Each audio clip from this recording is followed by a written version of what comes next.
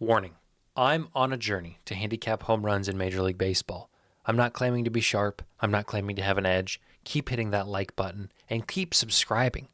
We're almost to 9,000 subscribers on the Green Means Go channel, and that I am thankful for. Here we go. Yesterday we did lose half a unit.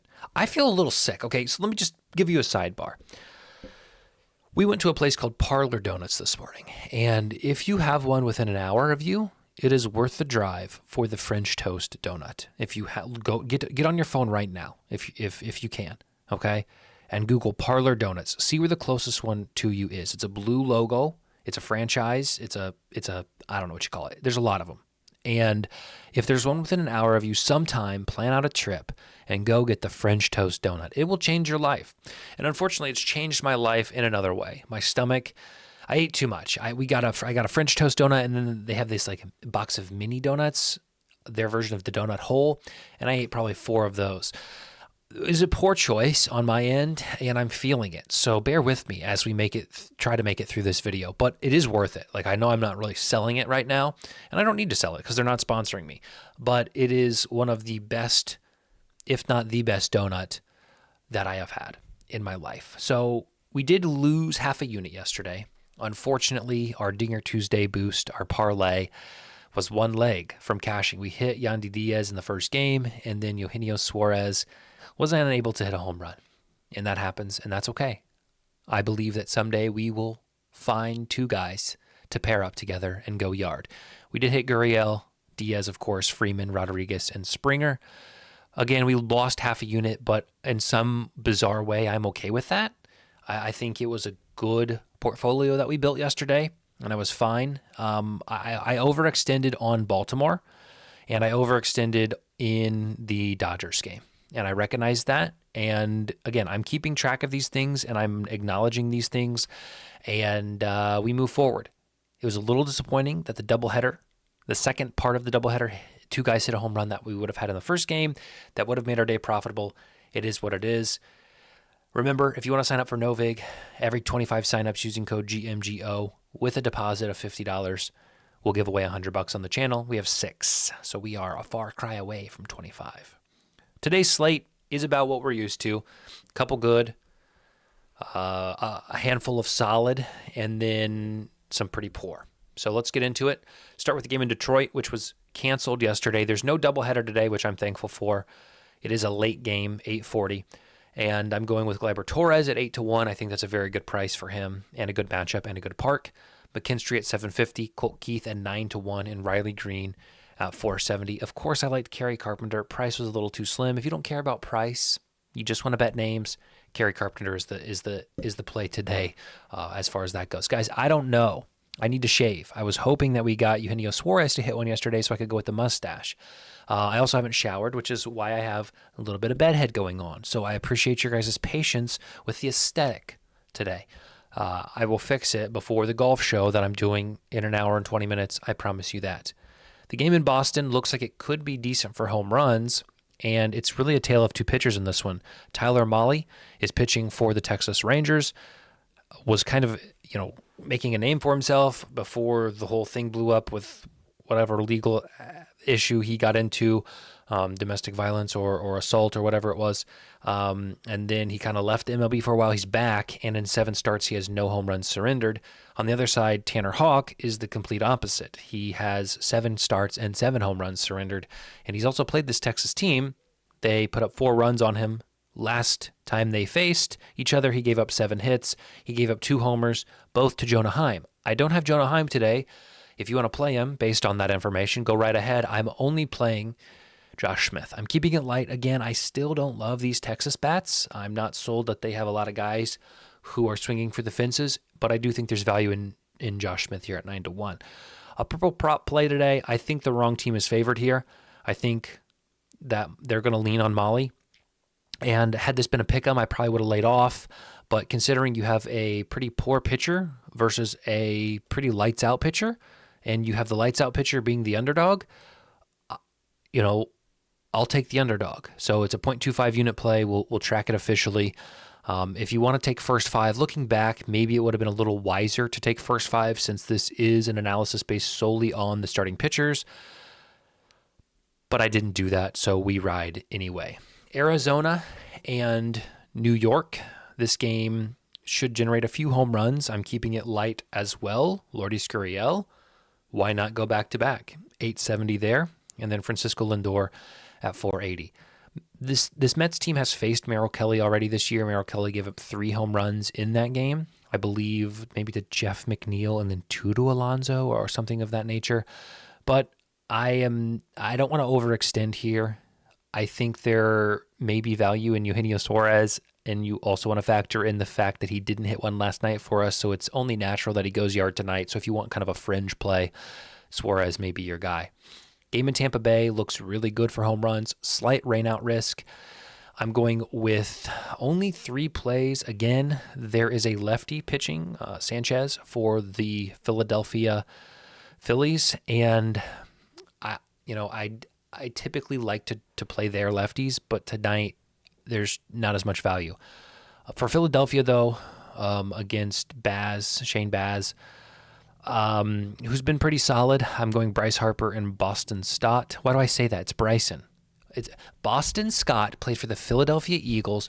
Bryson Stott plays for the Philadelphia Phillies. I just mix it up all the time. Boston Scott, Bryson Stott, Philly, Eagles, Phillies. Philly. Those are the plays. For Tampa Bay, Junior Caminero at 6-1 for Tampa. Only play there. Now, this game we need to talk about. This is the butter that goes on the bread. And the bread, hopefully, is the units that will be returned. I need to talk about this for a while. I need to talk about this for a long time. I know I need to be cautious, and I know I've been slimming things down. There are times where I think if you see an edge, you need to be okay with letting it fly.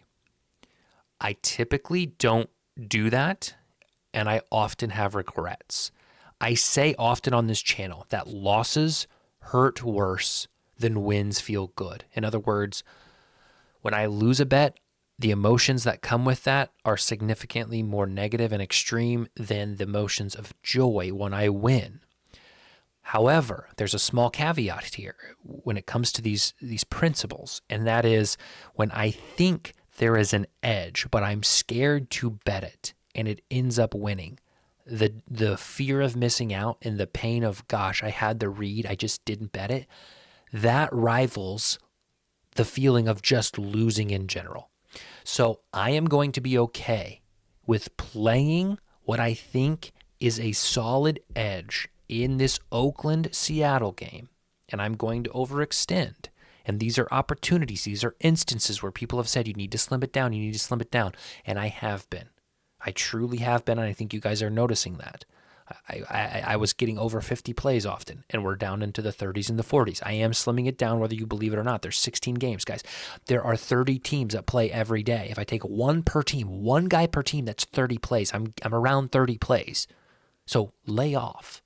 I'm kidding. Most of you are ultra supportive. The point is, I think Brian Wu, who's pitching for Seattle, is good, but I think he's being overrated in this spot. Brian Wu is significantly better at home historically. The Oakland Athletics have played Brian Wu this year. They did fine. They didn't do fantastic, but they got exposure. And I am looking for them to pounce on a second opportunity. The park conditions are great. Again, this park is still kind of unknown what it entails because it's the new park in Sacramento. So I think I would call park conditions excellent. I would call pitching matchup very good for Oakland, considering they've already seen Brian Wu, and Brian Wu is not at home. And I think the prices on these guys, on the books that I took them at, is too good. So yes, it looks like I'm nearly betting the entire Oakland Athletics roster today, the entire starting lineup. And by golly, you'd be right if you said that. I think these are great prices. I think these are great opportunities. And so we are full sending. Lawrence Butler, 425. Brent Rooker, 500. Tyler Soderstrom, 475. Shea Langoliers, 550. Shea Langoliers, 550? Really? Jacob Wilson, let's talk about this for a second because this is 18-1. This is higher than Stephen Kwan. This is higher than Perdomo. This is higher than Bryce Turang and Nolan Shotwell. Oh, green means go. You play those long shots a little too much. Are you sure you want to take those guys? Here's the deal. Jacob Wilson is not a typical home run hitter, but he has 3 home runs this year. I mean, that's more than Alex Bohm for the Phillies. Like, that's more than that's okay. 2 of which have been in this stadium. He's comfortable here. He plays well here. The conditions suit him today, and the pitching matchup against Brian Wu is great. If he was at 9-1, I would have taken him. He's at 18-1 on FanDuel. I bet it for 0.2 units. Again, when you see an edge, it is important to bet your edge. We could very well lose this, but I think this price is too darn good. I think the park is too darn hittable. I think the pitcher is too darn matched up well. 0.2 units on Jacob Wilson. Urias at 9-1 for 0.1 units, and Andujar at 10-1 for 0.1 units. We'll move forward. I think you get the message. Julio Rodriguez, 450, is the only guy on the other side of the ball that I would take for 0.1 units. For New York and San Diego, Max Fried has been consistently solid this year. He's pitching for the Yankees today. Dylan Cease is a name you'll recognize, but he has been pretty poor. I've decided that there is a Yankees tax on a lot of these batters. Yes, they hit the ball well. Yes, they swing for the fences. Yes, they're playing in Yankee Stadium, which is very hitter-friendly. But I am not going to pay the price on some of these guys in this matchup. I'm just not. So I am going to play Oswaldo Cabrera at 10-1, and I'm going to be done at that. Tatis and Machado, the 2 power bats for the San Diego Padres against Max Fried. Again, they're red plays, but I think there's value still in those numbers. For Washington and Cleveland, they played a doubleheader yesterday. I don't know how that plays in. Cleveland is pitching Logan Allen, who is a lefty, which is why you see the odds you do for James Wood and Nathaniel Lowe. James Wood yesterday was in the 400s. He's 8-1 today because he's playing a lefty, and so that's typically a worse matchup for him. Nathaniel Lowe has been in the 5 and 600s. He's 10-1, playing a lefty. That's why. But I still think there's value on these guys against a lefty, and then later in the game when they may see a right-handed reliever. Stephen Kwan, of course, Stephen Kwan. And Carlos Santana has been seeing the ball really well. Has hit the ball well in this park historically, and he's 6-1. I like the matchup. So that is the first half there. Am I skipping the game in Miami? Yeah. I don't have any plays for the game in Miami. I don't see value. Valentino Belloso is pitching for the Marlins, one of the worst home run allowances in the league, but the prices are adjusted. Ohtani's like 180. Freeman's like 320. So I'm not doing it. I don't see value. I'm not going to play it. You're welcome to. He's probably going to give up a few home runs, but I'm not going to try to guess who it's going to be. Every matchup is solid for the batters. So again, it would just be kind of like throwing a dart. I don't want to do that. Toronto and LA looks like another opportunity for some value. Kikuchi is pitching for LA. Kikuchi is a pitcher who has spent time with Toronto. Toronto batters will know Kikuchi, will know his stuff, will know his arsenal. They're familiar with him. And so you see another maybe overextension by myself on Toronto. Now, that's not just why I'm playing it. Kikuchi has been poor this year. The park is great right now in LA. So all of those things come together. Bo Bichette, Vladimir Guerrero, Anthony Santander, George Springer, and Alejandro Kirk are all the plays that I am taking for 0.1 units today. And then Barrios is pitching for Toronto. He hasn't been as sharp as maybe his name suggests historically. Shawnuel, Ward, O'Hope, and Kyron Paris. Bit of a chase here, a bit of a he's due here. Started the year with like 5 home runs in 3 games, and I don't know if he's hit one since, truly. But I do like the matchup, I do like the park, and I do like the price, so we're going with him. And then the game in Milwaukee will be the last one I play. I'm skipping all of these. And yes, there will probably be home runs, 1 or 2, in each of these games. But I am learning to be selective.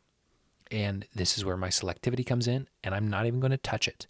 Because, again, it's not worth trying to look through and say, well, I like these 3 guys, but I'm only going to go with these 2 because the conditions are bad. Oh, I picked the 2 that didn't hit, the one that I thought did hit, so then I got to overextend. It's a dangerous, slippery slope. If guys want to go yard in these games, have at it.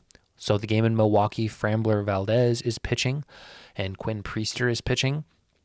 Christian Walker at 500. I like the price there, and the matchup is good. And then against Framber Valdez, who didn't look great last time out, but is historically solid. He also gets to pitch in a dome, which he's used to. Last time out, he was pitching in cold weather in Chicago, I believe. And I actually said in that game, hey, Valdez is pitching. I like the White Sox. I'm going to take their team total. We hit that.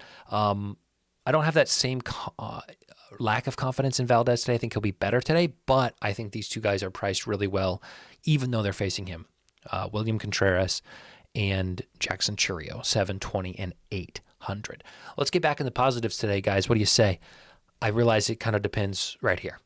And if we can get 3 of these guys, we'll be good. If we can get Jacob Wilson alone, I mean, I honestly think I have probably about 30 play. If Jacob Wilson hits a home run, we're positive on the day.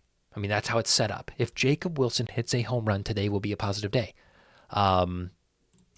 Which is actually crazy.